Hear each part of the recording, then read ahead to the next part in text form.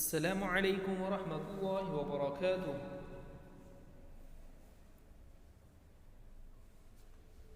Good morning بچوں، پیارے بچوں، آپ عافیت سے ہوں گے؟ الحمدللہ ہم نے آپ کو اس سے پہلے ویڈیو کے اندر حدیث کے ریلیٹڈ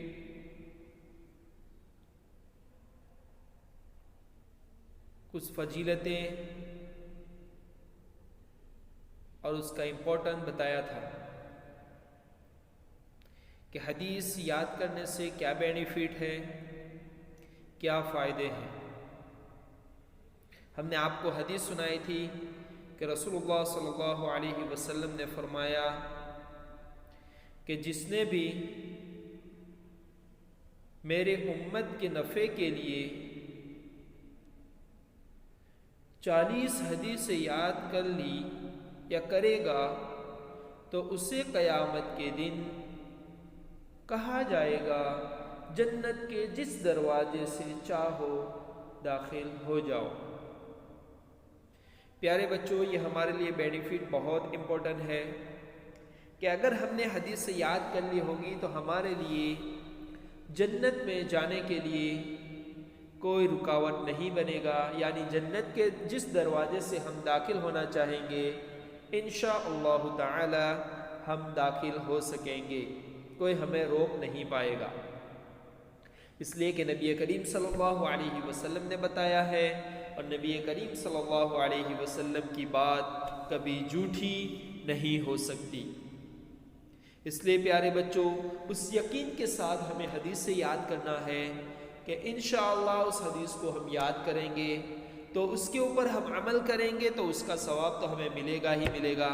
لیکن اگر ہم نے 40 حدیث سے یاد کر لی تو ہمارے لیے کل قیامت کے دن جنت میں جانے کے لیے ہم اپنے چوائس سے جس دور سے جانا چاہیں گے ہم جا سکیں گے، کوئی فرشتہ ہمیں روک نہیں پائے گا۔ اس لیے پیارے بچوں، ہمیں حدیثوں کو یاد کرنا ہے اور اس کے اوپر عمل کرنا ہے۔ آپ کو پتا ہے کہ حدیث کس کو کہتے ہیں؟ کہ حدیث آپ صلی اللہ علیہ وسلم کے کیے ہوئے کام اور بتائی ہوئی باتوں کو حدیث کہتے ہیں۔ بتائی ہوئی باتیں اور کیے ہوئے کام کو حدیث کہا جاتا ہے۔ تو یہ گویا کہ یہ جو باتیں ہم آپ کو بتا رہے ہیں وہ آپ صلی اللہ علیہ وسلم کی زبان سے نکلے ہوئے الفاظ ہیں جو ہم آپ تک پہنچا رہے ہیں۔ آپ کو اس کو یاد بھی کرنا ہے اور اس کے اوپر عمل بھی کرنا ہے۔ تو اس سے پہلے حدیث ہم نے حدیث نمبر 1 بیفور لیسن کے اندر پڑھ لی ہے۔ لیسن نمبر 1 کے اندر الدین یسر، دین آسان ہے، دین ہارڈ نہیں ہے، مشکل نہیں ہے۔ یعنی ہم اگر دین پر چلنا چاہے، دین اسلام کا فالو کرنا چاہے تو ہمارے لیے کوئی مشکل نہیں ہے، بلکہ نبی کریم صلی اللہ علیہ وسلم نے فرما دیا دین آسان ہے۔ اس لیے ہم اگر یہ کہیں کہ دین تو بہت مشکل ہے، دین کے اوپر ہم نہیں چل سکتے، بہت ہارڈ ہے، یہ غلط بات ہے پیارے بچوں۔ دین ایزی ہے اور ہم سب کے لیے اس پر چلنا بھی آسان ہے۔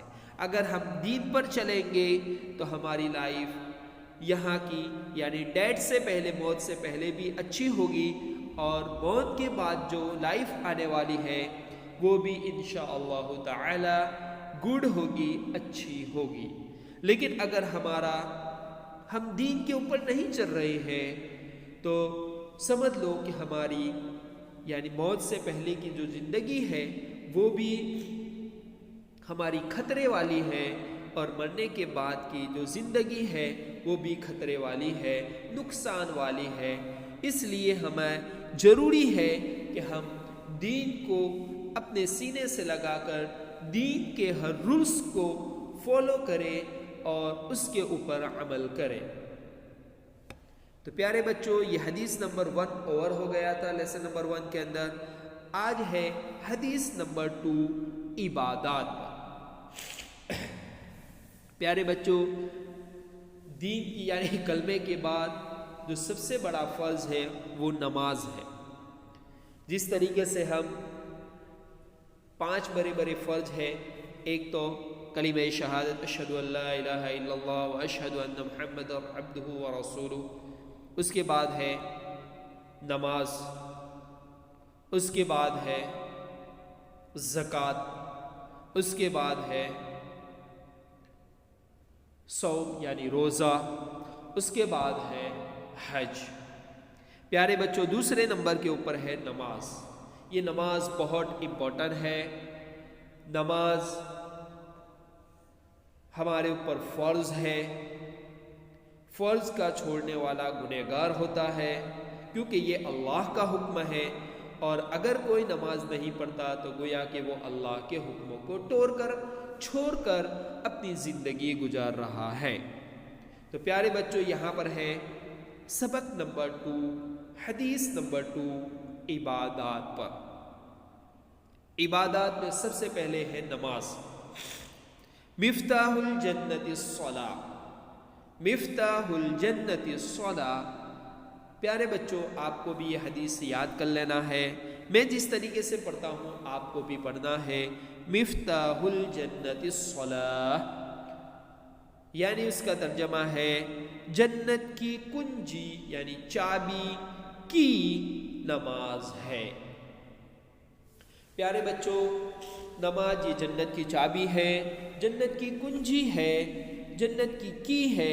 اگر نماز ہماری لائف کے اندر صحیح ہے تو گویا کہ نماز کے ذریعے سے ہم جنت کے لاک کو کھول سکیں گے، جنت کو کھول سکیں گے۔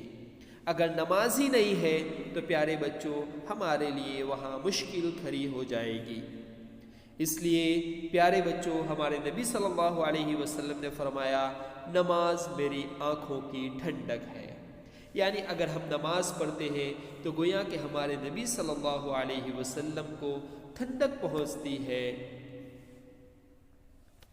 تو پیارے بچوں، نماز یہ کیا ہے؟ جنت کی چابی ہے۔ اور دوسری حدیث میں آیا ہے جس کا خلاصہ ہے کہ نماز مومن کی معراج ہے۔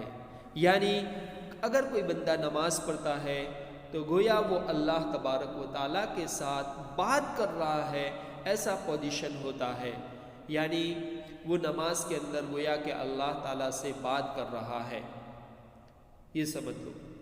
تو پیارے بچوں، ہمیں نماز کو پڑھنا ہے، ہم نماز کا اہتمام کریں گے۔ ہم نماز کے لیے جب جائیں گے مسجد تو وہاں شور و گل نہیں کریں گے، بلکہ اچھی طریقے سے ایک سائڈ پہ کھڑے ہو کر ہم نماز کو ادا کریں گے۔ وہاں پر دھکے مکے نہیں کریں گے، ایک دوسرے کو پشنگ نہیں کریں گے، بلکہ ہم شانتی سے ڈسپلن کے ساتھ مسجد کے اندر وضو کر کے بیٹھیں گے۔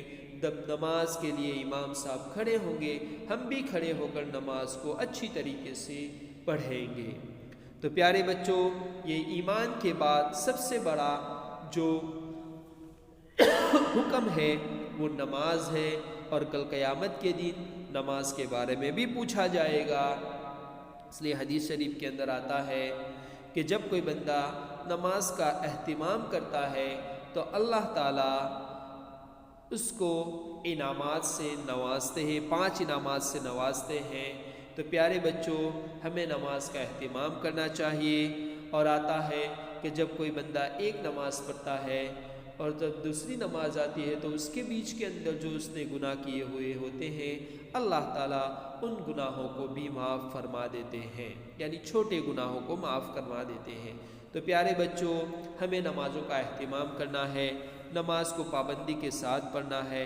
کہیں ایسا نہ ہو کہ غفلت کی وجہ سے ہماری نماز چھوٹ جائے اور آہستہ آہستہ ہم نماز کو چھوڑنے والے بن جائے۔ اس لیے پیارے بچوں، ہمیں نمازوں کو اہتمام ابھی سے عادت ڈالنا ہے کہ ہماری ابھی سے ایک نماز بھی نہ چھوٹنے پائے۔ چاہے ہم کھیلنے گئے ہو، چاہے ہم کہیں بھی گئے ہو، جب نماز کے لیے مؤذن صاحب اذان کہے تو اس وقت اپنے کام کو چھوڑ کر اپنے کام کو اسی وقت اسٹاپ کر کے ہم مسجد کی طرف چلے جائیں اور اچھی طریقے سے نماز کو پڑھیں۔ پیارے بچوں، جب آپ مسجد کے اندر جائیں گے تو اللہ کو کتنا پیار آئے گا کہ میرا چھوٹا بندہ جو مجھے نہیں جانتا ہے کہ میں کون ہوں، اس نے مجھے نہیں دیکھا ہے، پھر بھی وہ میرے حکم کو پورا کرنے کے لیے آیا ہے، تو اللہ تعالیٰ اس وقت اس کو بہت انعامات دیتے ہیں جو ہم دیکھ نہیں پاتے۔ میرے پیارے بچوں، اس انعامات کو لینے کے لیے ہمیں اللہ کے حکموں کو پورا کرنا ہے۔ اللہ کا جو بھی وعدہ ہے وہ اللہ تعالیٰ وعدہ خلافی نہیں کرتے، یعنی نمازوں کے اوپر اللہ تعالیٰ نے جو وعدے فرمائے ہیں اللہ تعالیٰ اس کو پورا فرماتے ہیں۔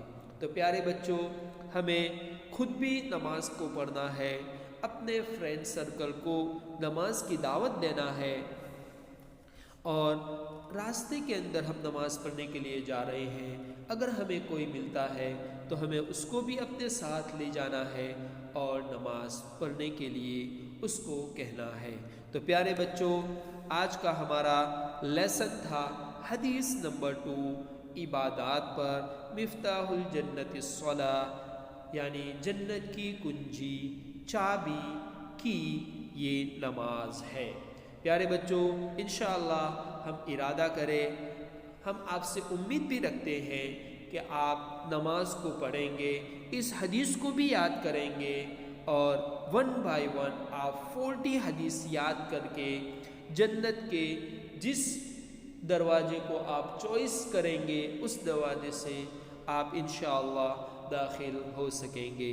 السلام علیکم ورحمۃ اللہ وبرکاتہ۔